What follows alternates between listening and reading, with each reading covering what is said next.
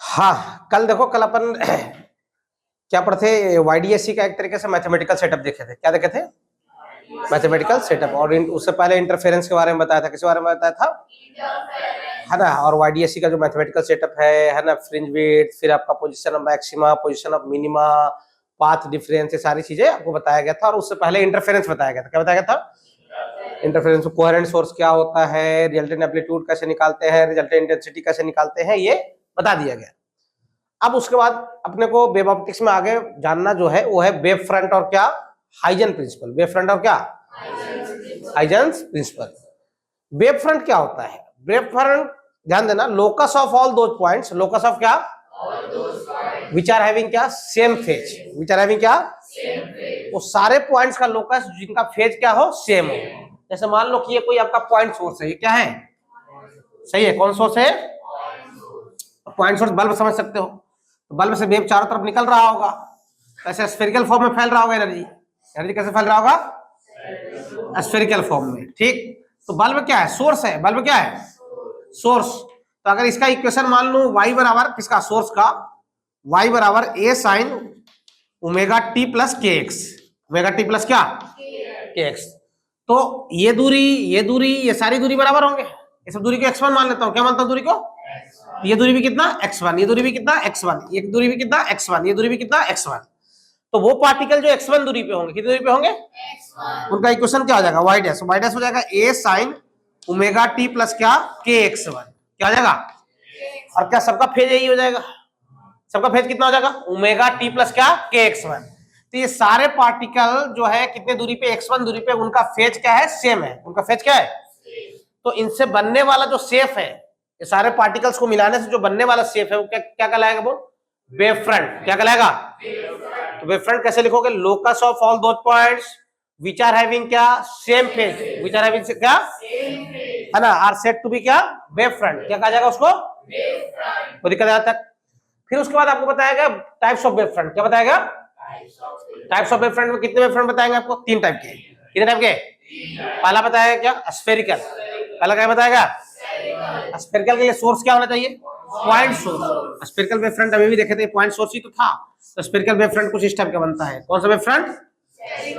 Spherical wave front. ये सब energy बाहर की तरफ आ रहा है ना, एनर्जी कहाँ आ रहा है, बाहर की तरफ, वेव बाहर की तरफ निकल रहा है, सब बोल सकते हो, ठीक।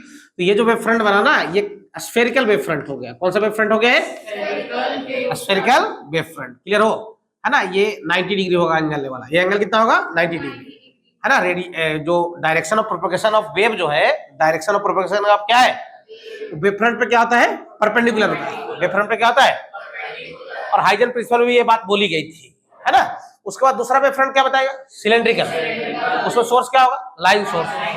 For example tubelight. क्या बोलोगे, ट्यूबलाइट। तो सिलेंड्रिकल वेव फ्रंट कुछ ऐसा बनेगा। ये कौन सा वेव फ्रंट बनेगा, सिलेंड्रिकल। चल, ये कौन सा सोर्स है, लाइन सोर्स। इससे निकलने वाली एनर्जी कुछ इस टाइप का ऐसे बाहर तरफ निकलेगा। क्लियर हो, सही है। अभी अभी बताया गया direction of propagation is perpendicular to क्या, वेव फ्रंट। ये कौन सा वेव फ्रंट है, कौन सा वेव फ्रंट है, सिलेंड्रिकल वेव फ्रंट के बाद तीसरा क्या आता है, प्लेनर। तीसरा क्या आता है, प्लेनर वेव फ्रंट। सही है, प्लेनर वेव फ्रंट कुछ ऐसा दिखाया जाएगा इस टाइप से। सही है, कौन सा वेव फ्रंट है, प्लेनर। सही है। इसमें सोर्स कहां पे होगा, इनफाइनाइट पे। वो लाइन भी हो सकता है और पॉइंट सोर्स भी हो सकता है ना। प्लेनर वेव फ्रंट में खास बात ये रहेगा कि इंटेंसिटी क्या रहेगी, कांस्टेंट रहेगी। इंटेंसिटी क्या रहेगी, या तो कोई दिक्कत। अच्छा, तो 3 टाइप के वेव फ्रंट बता दिए गए आपको। पहला बताया गया क्या, स्फेरिकल, दूसरा सिलेंड्रिकल, और तीसरा प्लेनर। सोर्स इसका पॉइंट सोर्स, सोर्स इसका लाइन सोर्स, इसका सोर्स एट इनफिनिट। ऐसा ही बताया गया था इक्विपोटेंशियल सरफेस में। कहा बताया गया था, इक्विपोटेंशियल सरफेस में 3 टाइप के थे।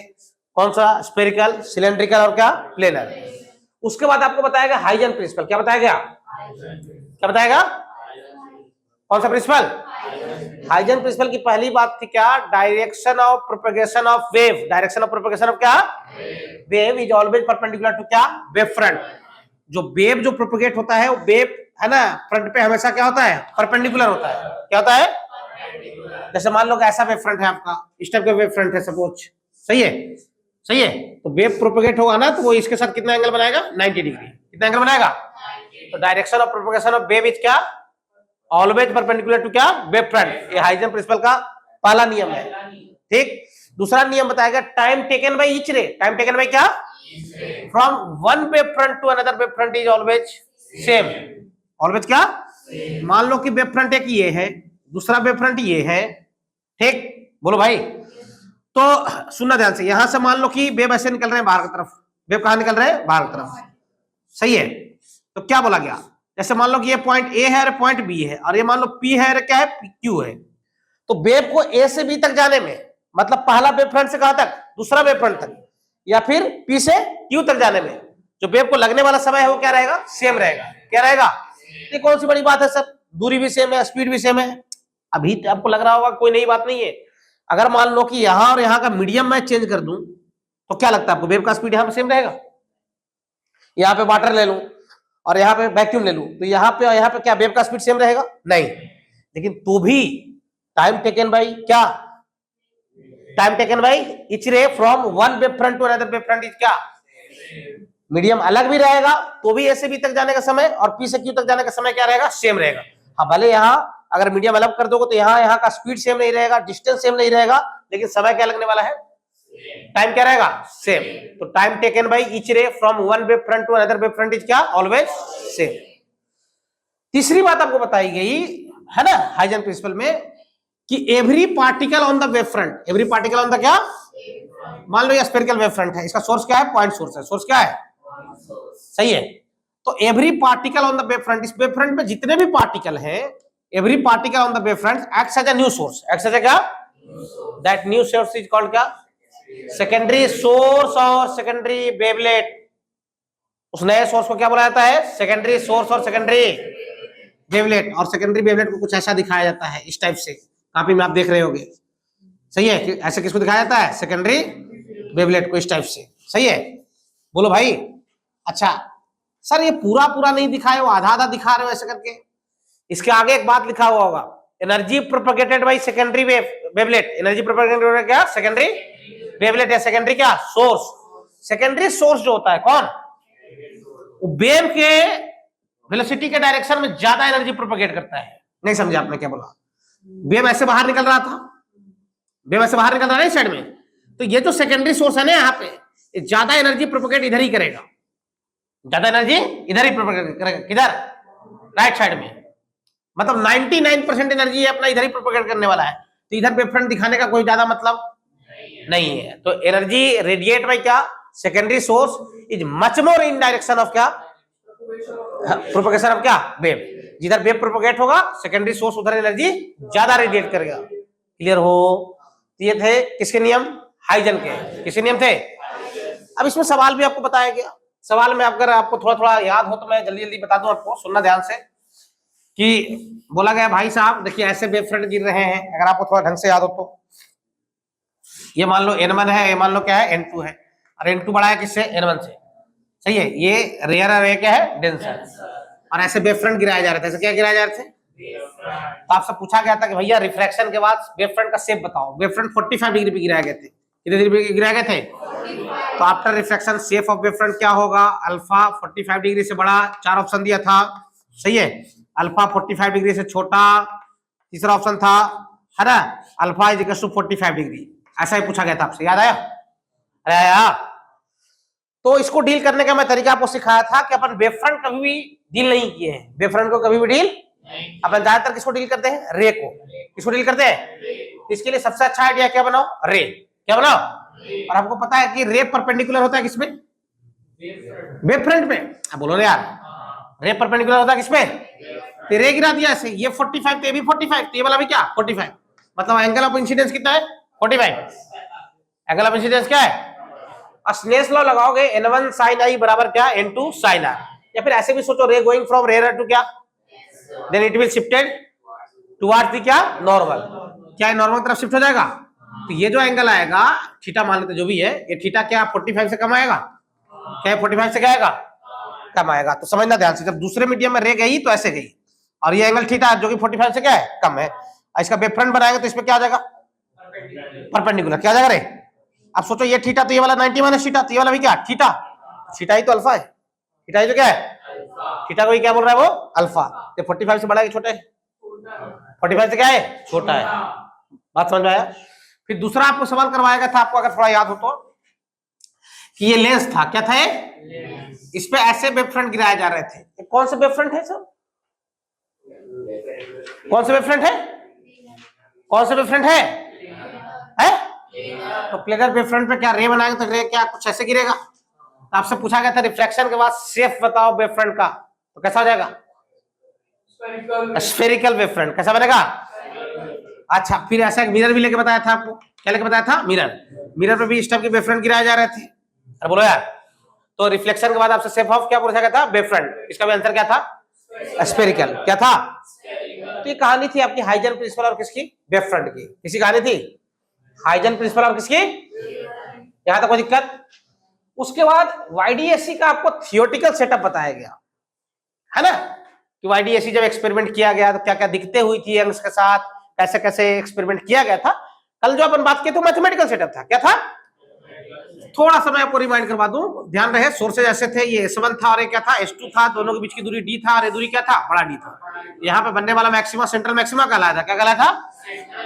पहले फर्स्ट मिनिमा था, पहले क्या था, फर्स्ट मिनिमा, उसके ऊपर क्या था, फर्स्ट क्या मैक्सिमा, उसके ऊपर क्या सेकंड मिनिमा, है ना, आए क्या सेकंड मैक्सिमा। सही है। तो ये सब को फ्रिंजेज बोलते हैं। क्या बोलते हैं? फ्रिंजेज। कि भाई यहाँ पे आपको डार्क दिखेगा, यहाँ पे ब्राइट दिखेगा, यहाँ डार्क दिखेगा, यहाँ ब्राइट दिखेगा। जहां मैक्सिमा होगा वहां पे ब्राइट दिखेगा और जहां पे मिनिमा होगा वहां पे क्या दिखेगा। यहाँ पे खास बात यह है कि S1 और जो S2 है वो कोहेरेंट होने चाहिए। क्या होने चाहिए? क्या होना चाहिए? S1 और S2 कोहेरेंट सोर्स। तो सबसे पहला सवाल तो यही अराइज होता है कि why S1 and S2 are coherent source. Why S1 and S2 are क्या? बोर्ड वगैरह लिखने को आएगा कि यंग्स डबल स्लिट एक्सपेरिमेंट में जो हम लोग सोर्सेज लेते हैं वो कोहेरेंट क्यों होते हैं, कोहेरेंट क्यों होते हैं। अगर आपको याद हो, इन केस ऑफ कोहेरेंट सोर्स, कल ही बताया गया था आपको, कोहेरेंट सोर्स के केस में मैं इसका जवाब दे रहा हूं, जो फेज डिफरेंस निकल के आया था delta phi, that is the 2 pi by lambda into क्या, delta x. 2 pi by lambda into क्या, डेल्टा एक्स। और मान लो इसकी इंटेंसिटी I1 है, इसकी इंटेंसिटी क्या है, I2 है। तो रिजल्टेंट इंटेंसिटी का फॉर्मूला क्या बताया गया था, आईआर बताया गया था क्या sir, I1 plus I2 plus 2 root under I1 I2 cos का डेल्टा फाई। अब सुनो, सोर्सेज कोहेरेंट क्यों होने चाहिए?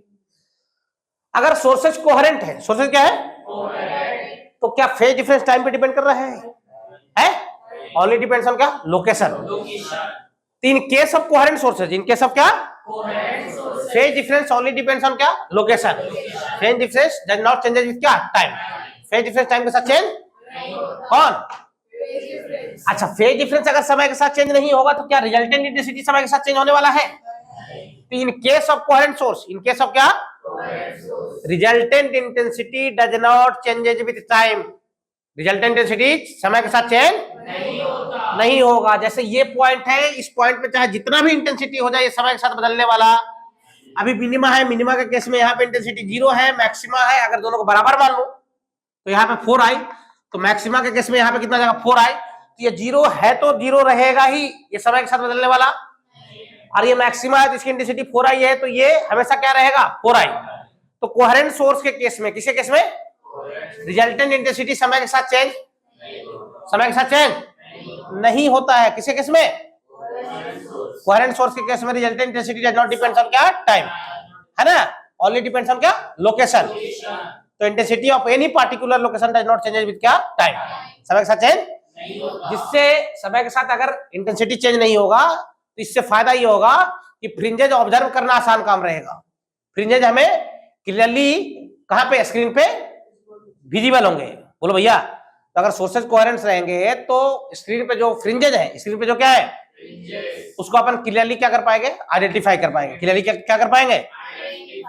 चलो सर, सोर्सेज को अगर कोहेरेंट ना ले तो क्या होगा, सोर्सेज को कोहेरेंट ना ले तो क्या होगा। मान लो सोर्सेज इनकोहेरेंट है, क्या है, तो आपको याद होगा इनकोहेरेंट सोर्स के केस में फेज डिफरेंस टाइम पे डिपेंड किया था। फेज डिफरेंस टाइम पे डिपेंड किया था। आपको याद है इनकोहेरेंट सोर्स, कहानी याद है? अरे भाई याद है, ऐसे y बराबर क्या लिया था, ए है ना, ए साइन ओमेगा 1t, है ना, x का टर्म छोड़ दो, ये चल रहा है तो कोई दिक्कत नहीं, प्लस के एक्स। सही है, बोलो यार। और दूसरा क्या लिया था, y बराबर क्या, ए साइन ओमेगा 2t और प्लस क्या, के एक्स, या k1x और क्या, k2x। अब ये दोनों का अगर फेज डिफरेंस निकालो, क्या निकालो, तो क्या फेज डिफरेंस समय पे चेंज कर रहा है, समय पे डिपेंड कर रहा है phase difference, omega 1 minus omega 2 into क्या टी, और कुछ तो एक्स का टर्म आएगा, छोड़ दो उसको। मेरा बस ये कहना है क्या इनकोहेरेंट सोर्स के केस में, किसी केस में फेज डिफरेंस टाइम पे डिपेंड करेगा, और अगर फेज डिफरेंस टाइम पे डिपेंड करेगा तो क्या रिजल्टेंट इंटेंसिटी भी टाइम पे डिपेंड करेगा, क्या रिजल्टेंट इंटेंसिटी भी समय पे डिपेंड करेगा। अरे रिजल्टेंट इंटेंसिटी के फार्मूले में क्या फेज डिफरेंस का टर्म आता है। तो in case of incoherent source, in case of क्या, इनकोहेरेंट सोर्स वो होते हैं जो कोहेरेंट नहीं होते हैं, तो in case of incoherent source resultant intensity depends on time, resultant intensity समय पर क्या करेगा, डिपेंड करेगा। मतलब intensity of any point varies with क्या, टाइम, फ्रॉम मैक्सिमा टू, मान लो कोई खास पॉइंट है तो यहाँ की इंटेंसिटी चेंज होते रहेगा, कभी 0 होगा, कभी 4i होगा, कभी बीच वाला भी होगा, तो हर पॉइंट की इंटेंसिटी क्या होता रहेगा, चेंज होते रहेगा, क्या होता रहेगा। तो एक ही पॉइंट पे कभी मैक्सिमा दिखाई देगा, कभी क्या दिखाई देगा, और मैक्सिमा मिनिमम फटाफट बनते रहेंगे, मैक्सिमा मिनिमा मैक्सिमा मिनिमा, और मैक्सिमा मिनिमा बनने का जो प्रोसेस होता है ना बहुत फास्ट होता है, क्या होता है, जिससे अपन फ्रिंजेस क्लियरली आइडेंटिफाई, सिर्फ और सिर्फ हमें स्क्रीन पे क्या दिखाई देने वाला है, मैक्सिमा, क्या दिखाई देने वाला है, पूरा स्क्रीन व्हाइट आपको दिखाई देने वाला है, लाइट जैसा, कहीं पे आपको डार्क व्हाइट दिखाई देने वाला नहीं है। तो in case of incoherent source upon fringes clearly identify नहीं कर पाएंगे, क्योंकि हर जगह का इंटेंसिटी क्या होता है, समय के साथ क्या होता है, चेंज होता है ना। क्यों, जो फेज डिफरेंस है वो किस पे डिपेंड करता है, टाइम पे। बोलो भैया, ये बात समझ आया कि कोहेरेंट सोर्स ही क्यों रखते हैं, कोहेरेंट सोर्स नहीं रखेंगे तो क्या दिक्कत होगा, इसी को बोर्ड वगैरह में आएगा तो आपको बना के लिखना है। अच्छा, यहां तक कोई दिक्कत, यहां तक कोई दिक्कत। अच्छा, अब बात उठा आगे का कि जब यंग्स ये सब एक्सपेरिमेंट कर रहा था तो उसके सामने चुनौतियां थी कोहेरेंट सोर्स का। किसका चुनौती था उसके सामने, कि कोहेरेंट सोर्स कैसे लाया जाए, कोहेरेंट सोर्स।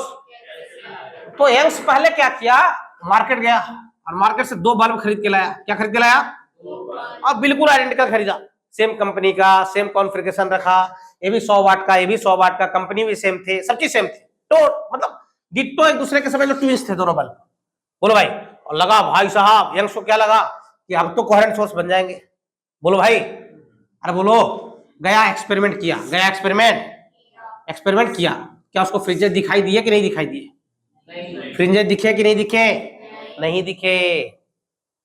मतलब इवन अगर 2 बल्ब सेम कंपनी का हो, सेम कॉन्फ़िगरेशन हो, तो भी वो कोहेरेंट नहीं होते हैं, वो क्या होंगे, इनकोहेरेंट। ऐसा बोला जाता है, मॉडर्न में सर आपको शायद पता है होगा कि अंदर में भी कुछ थर्मल एमिशन या इलेक्ट्रॉन्स का जंपिंग वगैरह होता है जो कि रैंडम होता है, क्या होता है, उस कारण से आप ये बोल सकते हो कि ये दोनों सोर्सेज कोहेरेंट नहीं होंगे। तो यंग्स के सामने सबसे बड़ी चुनौती थी कोहेरेंट सोर्स खोजना। क्या खोजना, इस खोज में वो आगे बढ़ते गया, एक दिन उसका दिमाग काम किया, किसका, यंग्स का, और उसने हाइजन की बात पढ़ी, इसकी बात पढ़ी, और हाइजन क्या बोला था, every particle on the wave front acts as a क्या, new source, that new source is called क्या, सेकेंडरी सोर्स, क्या कहा जाएगा उसको, तो उसने क्या किया, ओ भैया एक कार्डबोर्ड लिया, क्या लिया, एक कार्डबोर्ड लिया ऐसे, ठीक, इसको 2 जगह से क्या कर दिया, काट दिया, समझ आया, ऐसे ब्लेड से ऐसे काट दिया ऐसे, तो काटने के बाद क्या बन गया यहाँ पे, स्लिट्स, क्या बन गया, स्लिट्स, यहाँ पे क्या बन गया, स्लिट्स, सही है ना, बोलो भाई, बोलो। और काटने के बाद वो ऐसा रख दिया, बता रहा हूं कैसे, इस टाइप से, ध्यान देना, ऐसा, ये समझ लो स्क्रीन है और ऐसे रख दिया, ऐसे ऐसे ऐसे रखा ना, तो सिर्फ अपने को ये पॉइंट दिखेगा, बोलो ना यार। और यहाँ पे उसने क्या किया, बल्ब जलाया, यहाँ पे उसने क्या जलाया, बल्ब। बोलो भाई, क्या बल्ब अपने चारों तरफ आसपास में क्या वेवफ्रंट बना लेगा, क्या बनाएगा, कोई वेवफ्रंट ऐसा भी तो होगा जो यहाँ से क्रॉस कर रहा होगा और यहाँ से क्रॉस कर रहा होगा, तब ये भी क्या बताएगा, every particle on the same wavefront acts as a क्या, new source, that new source is called क्या। तो क्या ये वाला और ये वाला क्या नए सोर्स का रोल अदा करना शुरू कर देंगे, किसका रोल अदा करना शुरू कर देंगे, और क्या दोनों की एंगुलर फ्रीक्वेंसी सेम रहेगी, हाँ, क्योंकि दोनों सेम वेवफ्रंट के पार्ट हैं, दोनों क्या है, तो ये दोनों नए सोर्स का रोल अदा करना शुरू कर देंगे, और दोनों की एंगुलर फ्रीक्वेंसी यानी ओमेगा भी सेम रहेगा, क्या सेम रहेगा, क्या सेम रहेगा, ओमेगा भी सेम रहेगा दोनों का। तो ये दोनों सोर्स कहलाएंगे कोहेरेंट सोर्स, क्या कहलाएंगे, क्या कहलाएंगे, क्या कहलाएंगे, कोहेरेंट सोर्स। और ये दोनों अपना अलग अलग वेवफ्रंट बनाना शुरू कर देंगे, इस टाइप से, क्लियर हो, इस टाइप से वेवफ्रंट बनाना शुरू कर देंगे, क्लियर हो। तो सामने देखा गया एक्सपेरिमेंट करके तो क्या हुआ, स्क्रीन पे यहाँ पे ब्राइट दिखा, यहाँ पे डार्क दिखा, ब्राइट दिखा, डार्क दिखा, ब्राइट दिखा, सही है, डार्क दिखा, ब्राइट दिखा, मतलब स्क्रीन पे फ्रिंजेज आइडेंटिफाई किए गए। समझ आ रहा है? बोलो भाई, मतलब स्क्रीन पे फ्रिंजेज क्या आइडेंटिफाई किए गए। तो उससे ये साबित हो गया कि S1 और S2 कौन से सोर्स है, कोहेरेंट सोर्स। कौन सा सोर्स है? समझ आया यंग्स कैसे किया था एक्सपेरिमेंट को? पहले क्या कहते हैं, कार्डबोर्ड लिया था, 2 स्लिट्स काटा था, स्लिट्स काट के बल्ब के सामने क्या कर दिया था, उसको रख दिया था। रखने के बाद उसने एक्सपेरिमेंट किया, उसको फ्रिंजेस दिखे तो थियोरेटिकल चीज तो पहले से पता ही था, तो वो ये साबित कर दिया कि जो S1 और S2 क्या है, कोहेरेंट सोर्स है। क्या है? अच्छा, ये एक्सपेरिमेंट आप घर पे भी कर सकते हो, कोई बड़ी बात नहीं है। कुछ कुछ चीजों का ध्यान रखना पड़ेगा आपको कि जहां पे आप ये एक्सपेरिमेंट कर रहे हो, वाईडीएससी एक्सपेरिमेंट, वो रूम बिल्कुल अंधेरा होना चाहिए, वहां पे कोई बाहरी लाइट का इंटरफेरेंस नहीं तो दिक्कत हो जाएगा। फिर बिल्कुल अंधेरा रूम होना चाहिए। तो जो एक्सपेरिमेंट किया गया था बिल्कुल डार्क रूम में किया गया था। कहां किया गया था? कहां किया गया था? डार्क रूम में किया गया था। कौन सा experiment? Young's double slit experiment. अच्छा, इस एक्सपेरिमेंट की खास क्या क्या बात है सर? इस एक्सपेरिमेंट में सबसे पहली बात, S1 और S2 क्या होने चाहिए, कोहेरेंट सोर्स होने चाहिए। और इस एक्सपेरिमेंट से ये साबित भी हुआ कि S1 और S2 क्या है, कोहेरेंट है। दूसरा क्या साबित हुआ एक्सपेरिमेंट से? लाइट वेव नेचर भी शो करता है। कौन सा नेचर शो करता है? इस एक्सपेरिमेंट से 2 बात साबित हुआ कि S1 और S2 आर क्या, कोहेरेंट, और दूसरा लाइट इज क्या, वेव। लाइट इज क्या, मेरी बात समझ आ रही है? अच्छा, एक अच्छा इंटरफेरेंस पैटर्न दिखना हो, एक अच्छा इंटरफेरेंस पैटर्न देखना हो, क्या क्या होना चाहिए? पहला बात, S1 और S2 कोहेरेंट होने चाहिए। S1 और S2 क्या होने चाहिए, कोहेरेंट होने चाहिए। अच्छा, फ्रिंज विड्थ और एंगुलर फ्रिंज विड्थ सिग्निफिकेंट होना चाहिए। ऐसा नहीं साला कि फ्रिंज विड्थ आपका माइक्रोमीटर में आ रहा हो, तो क्या ये चलेगा? क्या फ्रिंज विड्थ अगर आपका माइक्रोमीटर में आ रहा हो तो चलेगा? नहीं, फ्रिंज विड्थ और एंगुलर फ्रिंज विड्थ लगभग mm के रेंज में, ऑर्डर में होने चाहिए, जो दिखे अपने को। बोलो भैया। तीसरा बात, ratio of maximum intensity to क्या, ये हाई होना चाहिए। क्या होना चाहिए? क्या होना चाहिए? अगर आपको अच्छा इंटरफेरेंस पैटर्न दिखना है तो हाई तो उसी के केस में होगा जब दोनों को बराबर रख लोगे। आई और आई है तो मैक्सिमम इंटेंसिटी कितना हो जाएगा, 4i, और मिनिमम कितना हो जाएगा, 0। तो 4i और 0 का रेशियो इनफाइनाइट। बात समझ आया? तो एक अच्छा इंटरफेरेंस पैटर्न देखने के लिए सबसे पहली बात, S1 और S2 क्या होना चाहिए, क्या होना चाहिए, कोहेरेंट। सही है। फिर फ्रिंज विड्थ और एंगुलर फ्रिंज विड्थ क्या होना चाहिए, सिग्निफिकेंट। क्या होना चाहिए? फिर ratio of I max to I minimum, ratio of क्या होना चाहिए, हाई होना चाहिए। यंग्स डबल स्लिट एक्सपेरिमेंट से क्या क्या प्रूफ हुआ? S1 और S2 क्या है, कोहेरेंट, और लाइट क्या है, लाइट क्या है, वेव। लाइट क्या है, वेव। बात समझ आया? या तो कोई समस्या? अच्छा, उसके बाद आपको बताएगा शेप्स ऑफ फ्रिंजेस। क्या बताएगा? कि वाईडीएससी में जो फ्रिंजेस के शेप होते हैं, वाईडीएससी में किसके शेप होते हैं, फ्रिंजेस। फ्रिंजेस के शेप कैसे होते हैं, याद है किसी को? याद है? अरे वाईडीएससी में शेप्स ऑफ फ्रिंजेस कैसे होते हैं भाई साहब? स्ट्रेट लाइन होते हैं। क्या होते हैं? स्ट्रेट लाइन, है ना। ये S1 है, क्या है, S2 है ना। ये दूरी बड़ा डी है, दूरी क्या है, छोटा डी। जब इंटरफेरेंस करवाया गया तो देखा गया, मैं ये वाला व्यू दिखा रहा हूं इधर इस साइड में, ठीक है, जो शेप्स साइड व्यू को दिखा रहा हूं। शेप्स ऑफ फ्रिंजेस अपने को कैसे दिखे, स्ट्रेट लाइन। कैसे दिखे, कैसा रे, ये समझ लो, मान लो क्या है, ये डार्क है, सॉरी ये क्या है, ब्राइट है। इसके ऊपर क्या दिखा होगा, डार्क। फिर क्या दिखा होगा, ब्राइट। फिर क्या दिखा होगा, डार्क। फिर क्या दिखा होगा, सही है। फिर क्या दिखा होगा, डार्क। फिर क्या दिखा होगा, ब्राइट। सही है। फिर क्या दिखा होगा, डार्क। फिर क्या दिखा होगा। तो वाईडीएससी में जो शेप्स ऑफ फ्रिंजेस होते हैं वो कैसे होते हैं, स्ट्रेट लाइन। सीधा सवाल जेईई मेंस नीट में पूछा जाता है कि बताओ भैया यंग्स डबल स्लिट एक्सपेरिमेंट में फ्रिंजेस के शेप कैसे होते हैं, क्या बोलोगे, स्ट्रेट लाइन। क्या बोलोगे? उसके बाद आपको बताया गया था कि अगर ये S1 और S2 अभी क्या है, स्लिट से, क्या है, इसको अपन पिन होल से रिप्लेस कर दे। किससे रिप्लेस कर दे? तो shapes of fringes hyperbola. Shapes of fringes कैसा हो जाएगा, सीधा रट लो कि यंग्स डबल स्लिट एक्सपेरिमेंट में कहां पे, अगर स्लिट्स को किससे रिप्लेस कर दे, किससे रिप्लेस कर दे, तो शेप्स ऑफ फ्रिंजेस क्या हो जाएंगे, हाइपरबोला। क्या हो जाएगा? फिर आपको याद होगा ये वाला बताया था कि S1 और S2 दो सोर्स है। सही है, बोलो यार, बीच की दूरी क्या है, छोटा डी है, दूरी क्या है, बड़ा डी। आपसे पूछा गया था shapes of fringes. Shapes of क्या, किसी को याद है? सर्कुलर।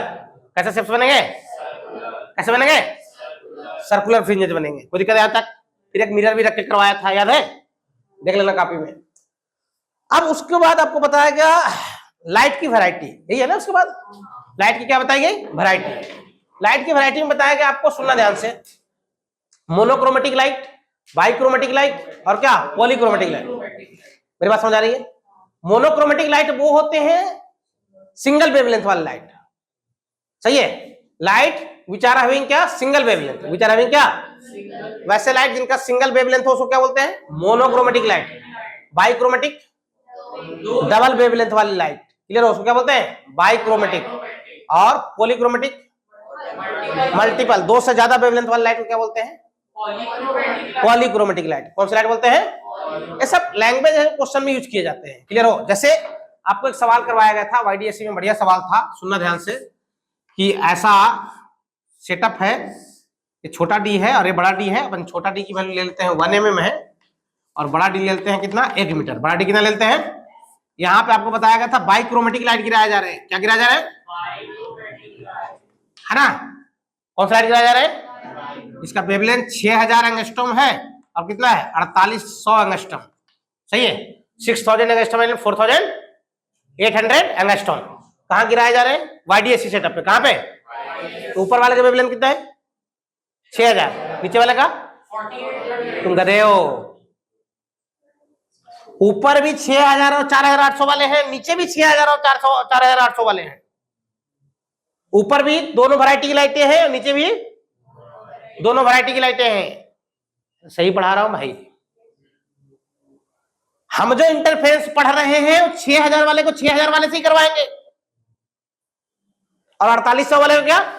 तुम सोचो सारा, तुम दिमाग है कि नहीं तुम्हारे पास? ऊपर 6000 भेज दोगे, नीचे 4800 भेज दोगे, और वो दोनों को इंटरफेरेंस थोड़ी करवाओगे। तुम्हारे कोर्स में क्या पढ़ना है? सेम वेवलेंथ वालों को करवाना है। किसको करवाना है? तो ऊपर भी 6000 और 4800 वाले हैं, नीचे भी 6000 और 4800 वाले हैं। बोलो भाई, अब क्या जो 6000 वाले हैं वो 6000 वाले से इंटरफेयर करेंगे और 4800 वाले 4800 वाले से इंटरफेयर करेंगे? बोलो भैया। तो आपसे पूछा गया था भैया ये बताइए वाई मिनिमम, वाई क्या बताइए? वाई क्या बताइए? सच दैट इनका पहला बार मैक्सिमा क्या हो? First time maxima coincide, first time maxima coincide. ऐसे क्वेश्चन जेई मेंस वालों को बड़ा फेवरेट रहता है। बोलो भाई, y की मिनिमम वैल्यू बताइए ताकि पहली बार मैक्सिमा क्या हुआ हो? कोइंसाइड। अच्छा, यहां पे मैक्सिमा बन रहा है, यहां पे क्या बन रहा है? पार्ट डिफरेंस क्या होगा? L lambda. अरे भाई, मैक्सिमा कैसे पार्ट डिफरेंस क्या आता है? तो पहले वाले मान लो कि लैम्डा 1 ये 6000 है, लैम्डा 1 कौन है? 6000, ठीक, और लैम्डा 2 कितना है? 4800।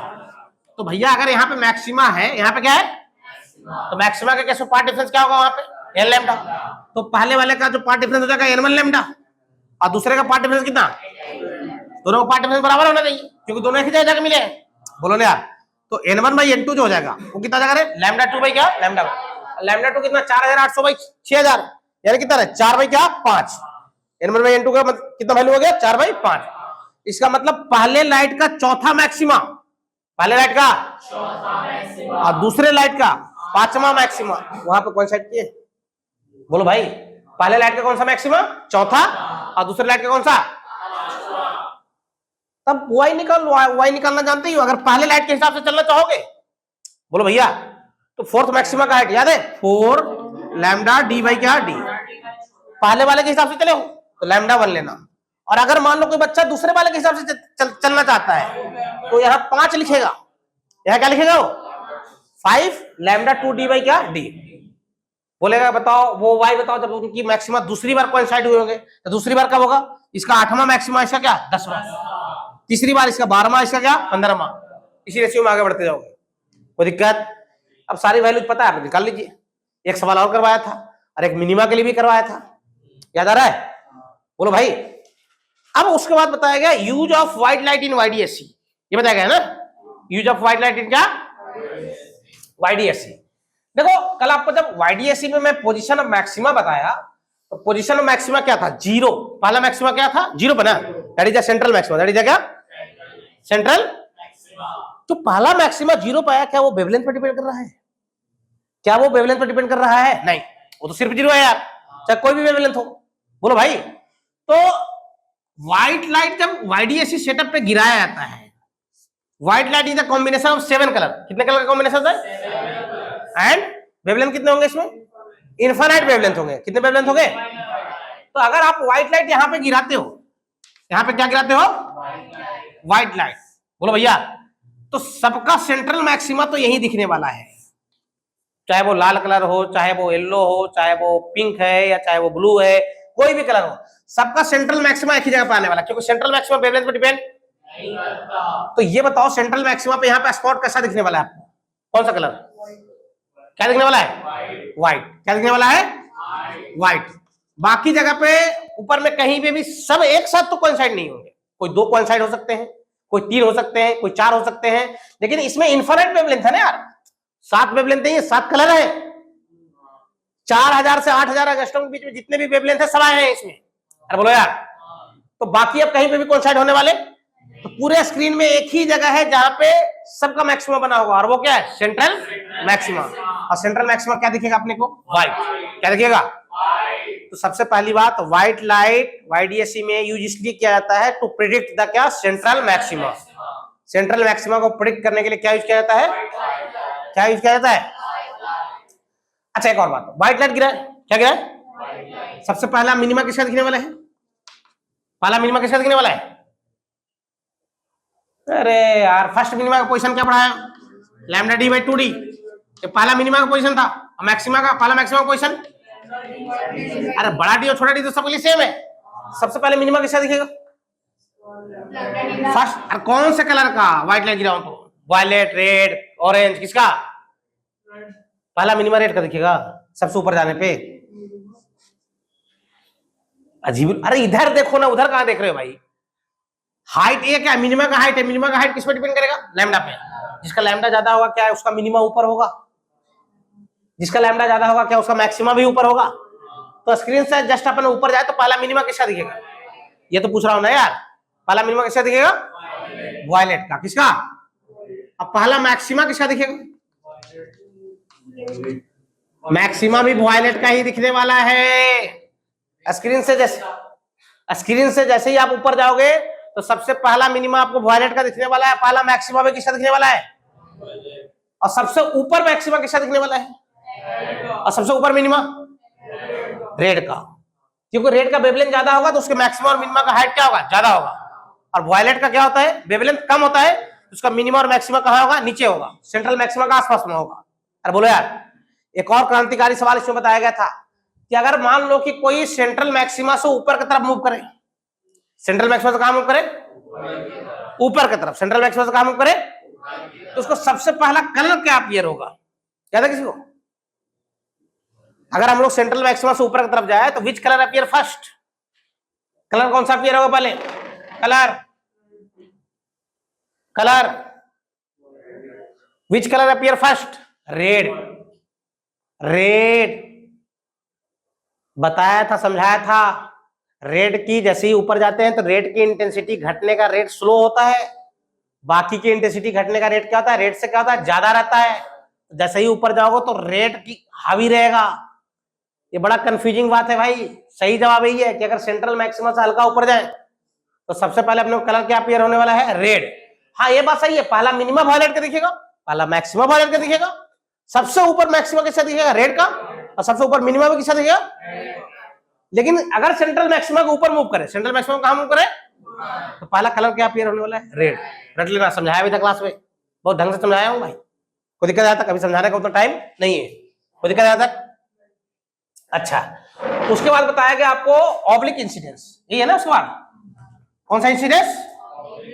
Oblique incidence. सुनना ध्यान से। ऑब्लिक इंसिडेंस में ये बताया गया, सुनना,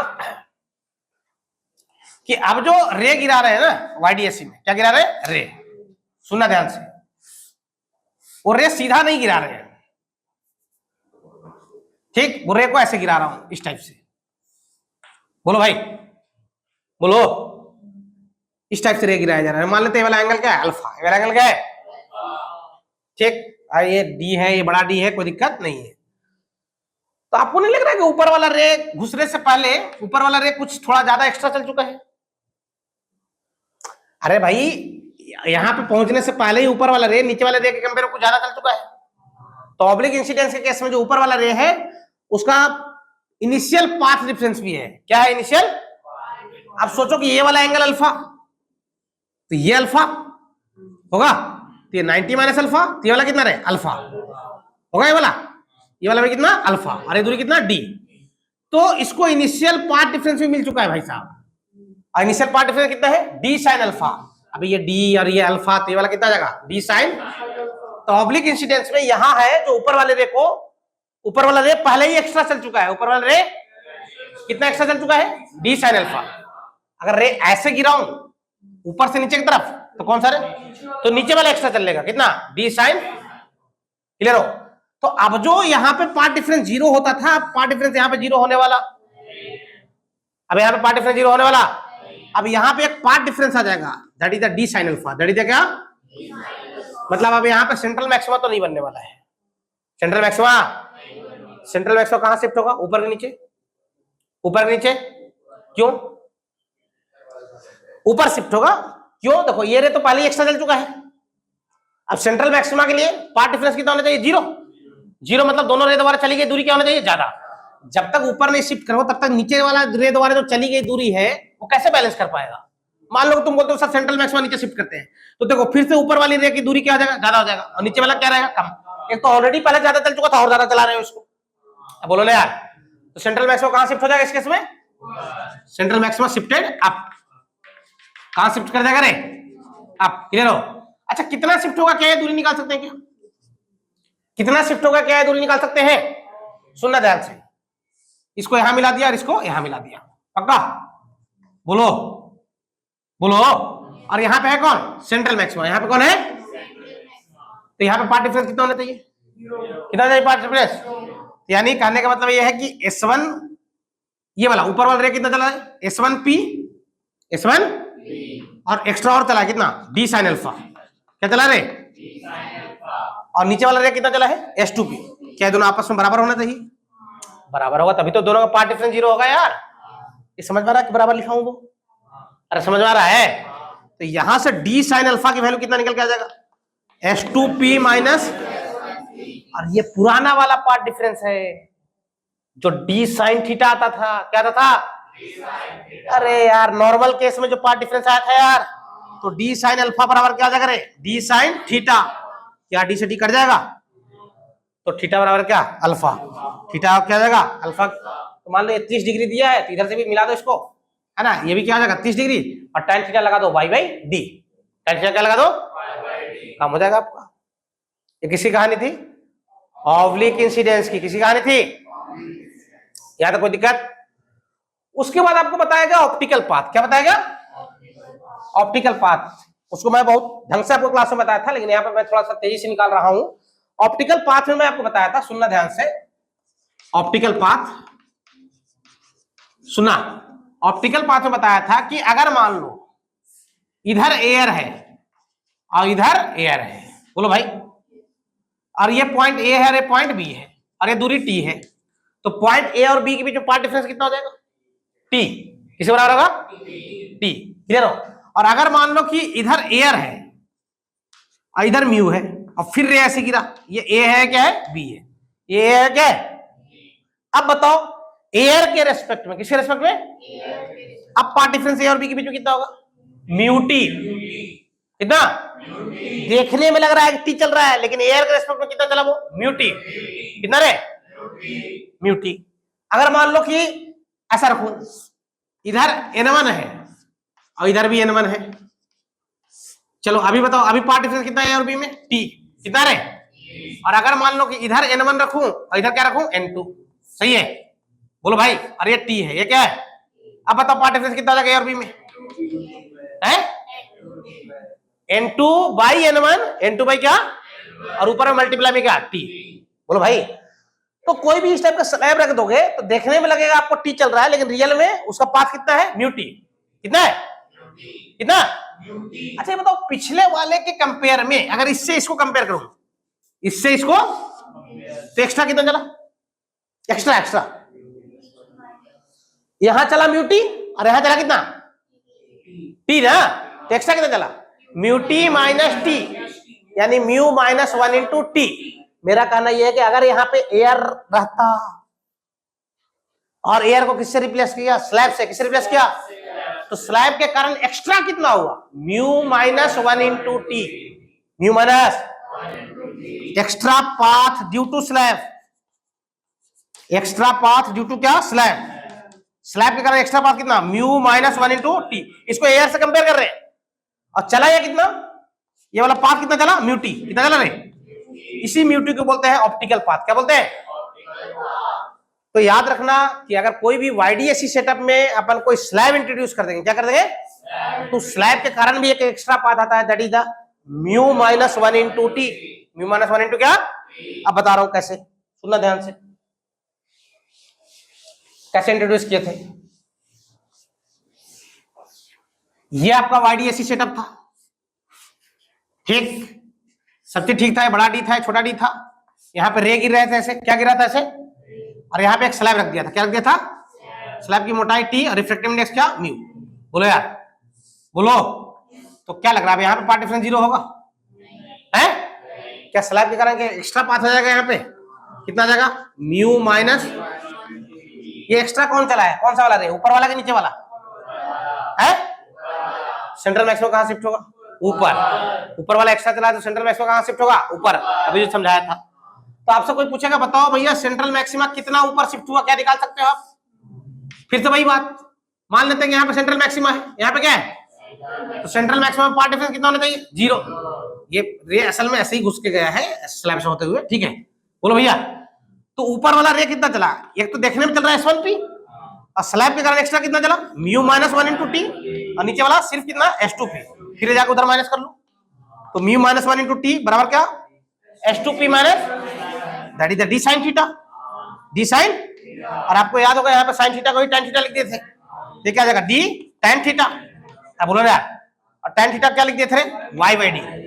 बोलो भाई, तो कहने का मतलब ये हुआ sir mu minus 1 into T बराबर कितना हो गया, y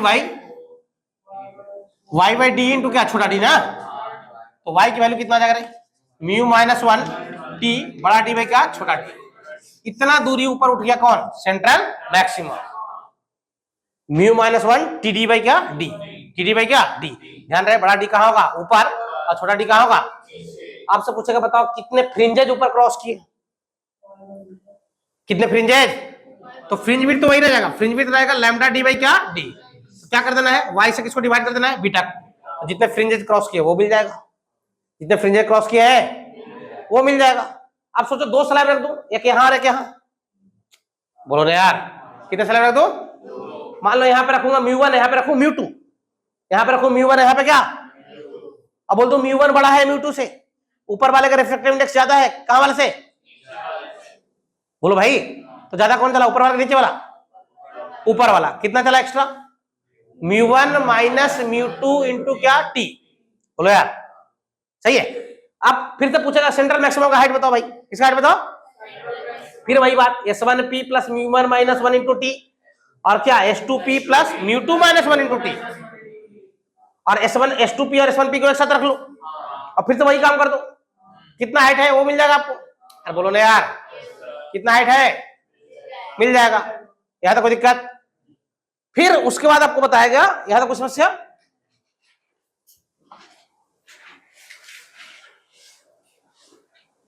कि एक सेम टाइप का ऐसा ही क्वेश्चन लिया गया और बताया गया कि भाई साहब यहां पर एक स्लैब रख दिया गया है और यहां पर रिजल्टेंट इंटेंसिटी 2 आई है, रिजल्टेंट इंटेंसिटी क्या है, 2 आई, ठीक।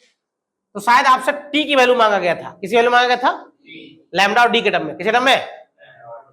तो यहां पर रिजल्टेंट इंटेंसिटी पता है, तो मुझे एक चीज बताओ, इसकी इंटेंसिटी आई और इसकी भी इंटेंसिटी आई, तो क्या I1 plus I2 plus 2 root under I1 I2 cos delta phi, क्या उससे डेल्टा फाई निकाल लेंगे, क्या निकाल लेंगे, बोलो ना यार, क्या निकाल लेंगे। अच्छा, अब डेल्टा फाई जब मिल जाएगा, क्या मिल जाएगा, तो डेल्टा फाई को क्या लिखेंगे, 2 pi by lambda into delta x, और यहाँ पे डेल्टा एक्स कितना था, म्यू माइनस 1 इंटू क्या, टी, निकाल लो फिर, तो बोलो भाई निकल जाएगा, या तो कोई समस्या।